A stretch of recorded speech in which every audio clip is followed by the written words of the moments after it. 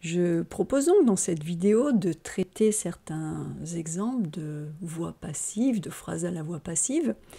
Donc dans cette vidéo, je vais juste montrer, faire une comparaison entre les phrases à la voix active et puis ces mêmes phrases à la voix passive. Donc pour cela, je me suis basée sur une phrase toute simple. Je suis partie de « Pierre lit le livre ». J'utilise le verbe « lire ».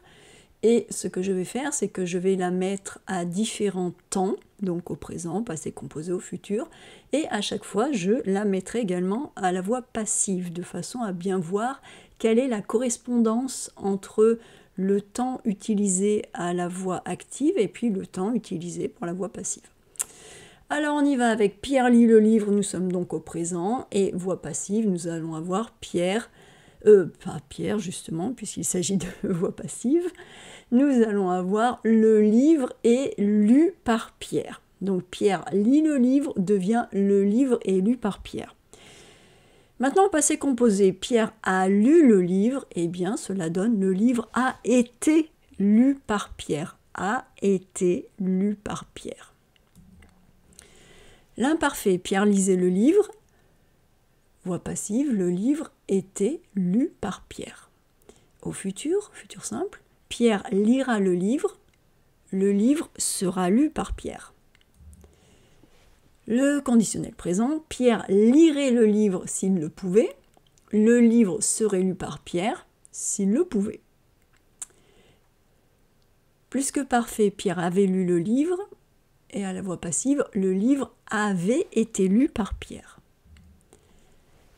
Futur antérieur, Pierre aura lu le livre, voix passive, le livre aura été lu par Pierre. Conditionnel passé, Pierre aurait lu le livre s'il en avait eu l'occasion. Le livre aurait été lu par Pierre à la forme passive. Un petit peu de subjonctif, il faut que Pierre lise le livre. Il faut que le livre soit lu par Pierre. Je vous ai également mis un passé simple, Pierre lut le livre. Le livre fut lu par Pierre. Et puis pour la fin, je vous garde quelques petites choses. Alors nous avons l'impératif, au rayon des choses savoureuses. Pierre lit le livre.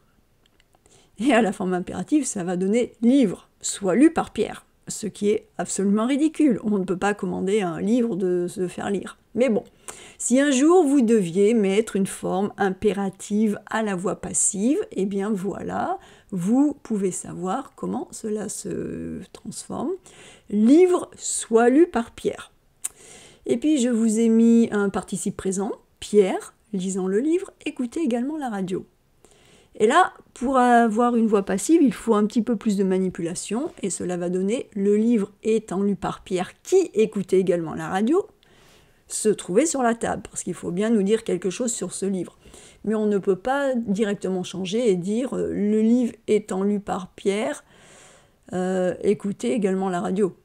Si on ne met pas le qui, le sujet de notre verbe devient le livre. Bon, un livre qui écoute la radio, ça ne marche pas tellement.